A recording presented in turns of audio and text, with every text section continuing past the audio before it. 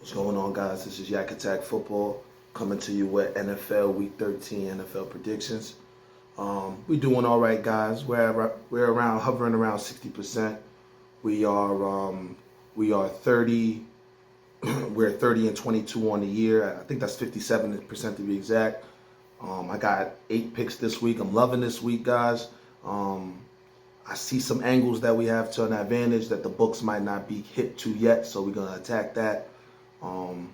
It was a bad start though, because the first pick of the 8 was the Giants plus 4.5 for Drew Lock. I thought Drew Lock would give us a spark. He did, but I mean, he had that boneheaded pick 6 that ultimately cost us on that 4.5 point line.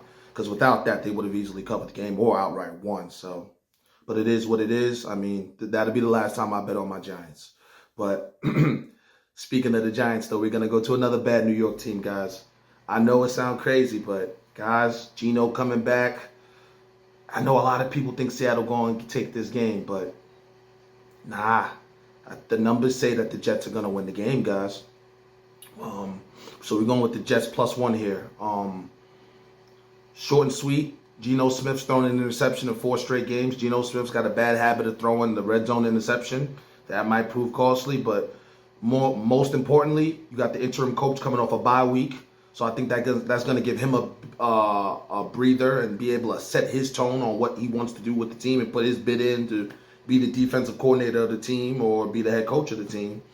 And I think the Jets defensive line is just going to absolutely devastate Seattle's bad offensive line.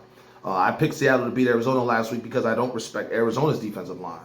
You can say what you want about the Jets, guys. There's a lot of talent on this football team, and their defensive line with Quinnen Williams and McDonald and Hassan Reddick, I think those guys are going to get at Geno, man. And it's a 1 o'clock game, West Coast, coming off 2 division games where they was like 2 nail biters. I just see it as a sandwich spot, a flat spot. I just like the Jets. Shout out to Wager Talk. I agree with them with the sandwich on this one. Like, this just feels like the Jets are going to come out here and get this win, guys. So we're going with the Jets +1 on the first pick. The next pick that I like, going with Jim Harbaugh and the Chargers. Rest in peace, Mitch from Pit Dogs. Mitch from Pit Dogs, rest in peace. I've been following him for years, and he taught me a lot about angles and stuff like that and football philosophies and how certain teams clash with each other. So I wanted to give him the shout out because he's very high on the Chargers this year. He thought the Chargers would be a Super Bowl sleeper, and I'm a rock with him. I didn't see it at first, but I mean, Chargers being 7-4, Jim Harbaugh, like I said in previous videos, I like the Chargers, but I like them more next year. But Harbaugh said, nah, the time is now. So we're going with the Chargers -1 against Atlanta. Guys, Atlanta's just, I like them offensively, but defensively, they're just bad, guys. They added talent in there with Justin Simmons and Matthew Judon, and they're still bad. They're bottom half of the league in almost every major category. And then it's like you watch the game. 1 minute they're getting ran down, they're getting walked down in the run game. Then the next minute they're giving up 2 touchdowns, 100 yards to Marquez Valdez-Scantling. Then they're getting absolutely bludgeoned against Denver by 30. Like, they just don't have a defensive identity, and Raheem Morris is supposed to be a defensive guy. So I'm not understanding what's going on there. Maybe the defensive coordinator should have been fired, but Atlanta, they just don't have it aside from into their interdivision play. Division wise, they've been very good. I think they're 4-1 in their division, but outside the division, they only really got a Dallas win. So I just think the Chargers with their physical play, Gus the Bus Edwards going to run 4 yards to carry almost every rush should have a successful rate against the Atlanta Falcons. And then shout out to Cynthia Frunlin from NFL Network, because she said Justin Herbert he's the only quarterback in the NFL who hasn't thrown an interception in a clear pocket. So you add the fact that it's a clear pocket with one of the worst pass rush and pressure rate teams in the league, and Justin Herbert has the best clear pocket non-turnover rate plays, and then he also has the lowest interception to touchdown ratio. Guys, with the Chargers pass rush, we're going with the Chargers -1. And the next pick, I like Pittsburgh +3. Mike Tomlin as an underdog, dude feeds families, man. Dude is over 60% as a road dog, and he's coming off a loss, guys. This guy doesn't lose two road games in a row often in the division. Bengals have some serious injuries in the front seven. Their leading tackler, Wilson, he's out. Sheldon Rankins, their D tackle, he's out. Like I've been saying, Bengals, you reap what you sow. They're a great team, but they're a Mickey Mouse franchise. Shout out to John Lawson, money, money, money man. Yeah, the Bengals are a clown franchise. I think he's actually picking the Bengals this week though, so I think he ain't even listening to himself properly on this one. Nah, guys, the Cincinnati Bengals, they just not built for this year. I think Zach Taylor's gonna be on his way out. He's not able to galvanize the troops. I think a lot of guys are looking at next season. Guys are looking to get paid. Jamar Chase ain't get paid. T. Higgins ain't get paid.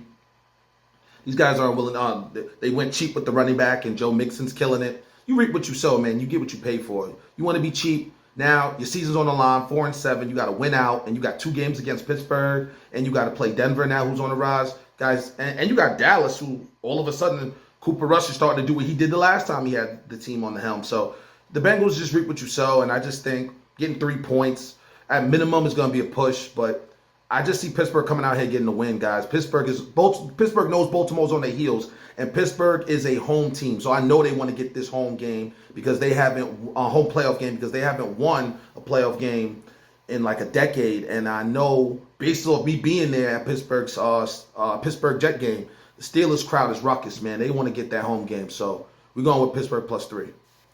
All right, guys. And another pick, we got Denver -5.5 against Cleveland Browns. Cleveland Browns won that snow game, so I think everybody's forgetting that the Browns just got embarrassed by the Saints 35-14. Everybody tells me this team has good defense, but I just don't see it. Every time I rely on them too, I just don't see it. You know what I mean? So the Denver Broncos are heating up. They're great. They lead the league in sacks now. They're a good pass defense. They're just an all-around good team. I mean, that running attack could leave a little bit more to be desired, but I mean, the Cleveland Browns, they're not necessarily great against the run either. So Taysom Hill ran over 130 yards on them. When you see a bad run offense versus a bad run defense, the bad run offense tends to win. Trust me, guys, I was just on the losing end of that. The Giants have no offensive line, but I thought because Tyrone Tracy's a good running back, Dallas Cowboys run defense would get, skewed. But no, it didn't happen. It just didn't happen that way. And then you have it where Rico Dowdle, who Cowboys can't run, but the Giants can't stop the run. Well, Dowdle ran his best game of the season. So we're going to use that game as an observation and say that Denver is going to run the ball well in this game. Bo Nix is heating up, and Bo Nix is, man, everybody was talking about, I remember people used to joke and say Daniel Jones was Vanilla Vic or whatever, but Bo Nix got some real wheels for a white boy. So I just think Denver, primetime game, feel like they're a slept-on team. This is the national spotlight for them. They're going to go out there and attack. And remember, Sean Payton has a great record against NFC South teams or just teams that he has familiarity with. And he has familiarity with Jameis Winston. Remember, he was with he picked Jameis Winston to be the quarterback of the Saints post Drew Brees.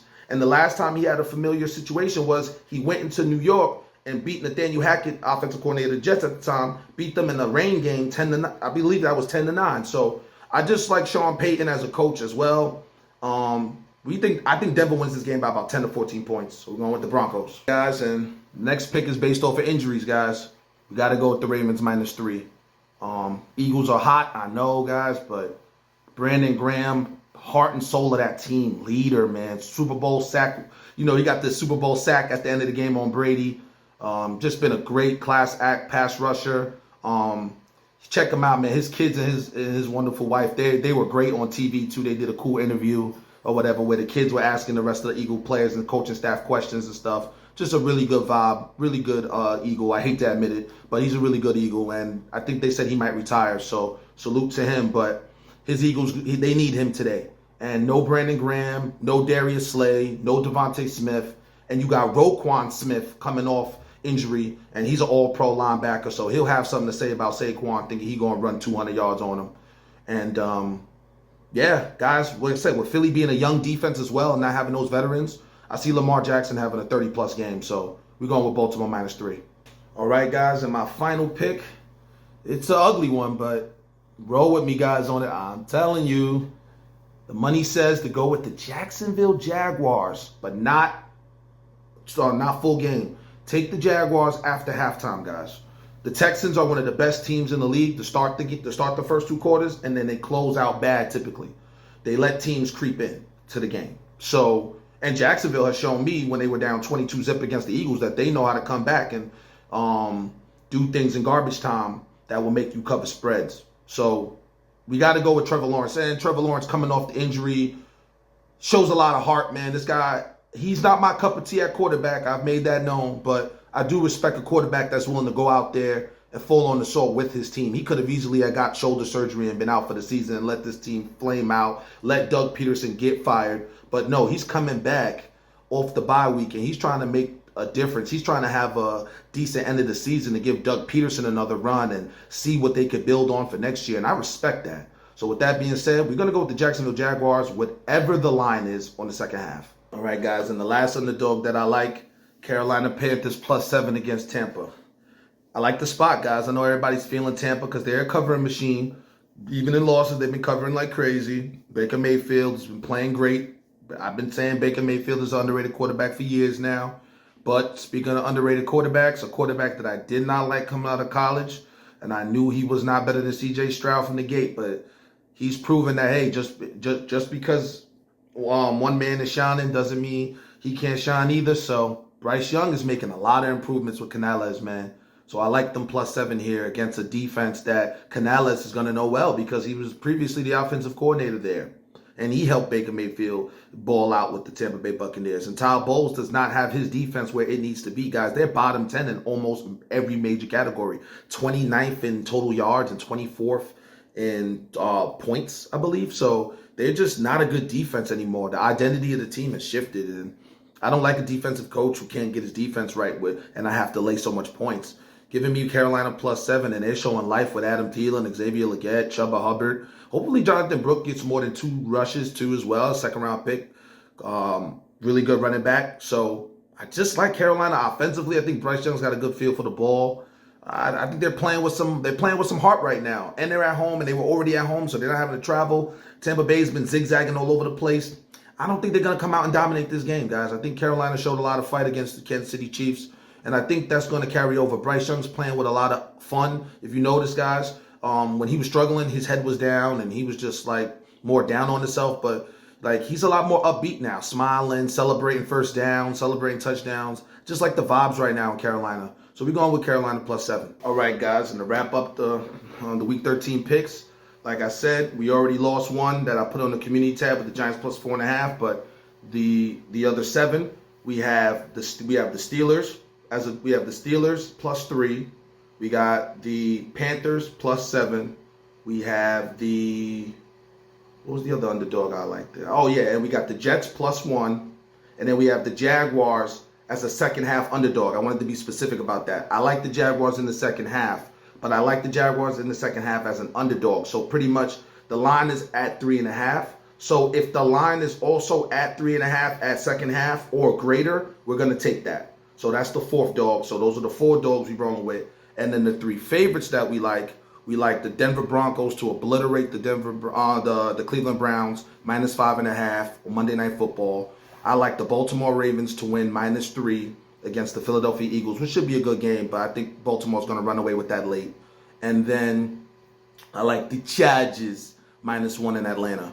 All right, guys, best of luck. If you follow me on these, hopefully we have I'm hoping for 5-2 at the minimum, so that'd be a positive week. But either or, I feel really good about this week, and I think some upsets are going to happen. Peace.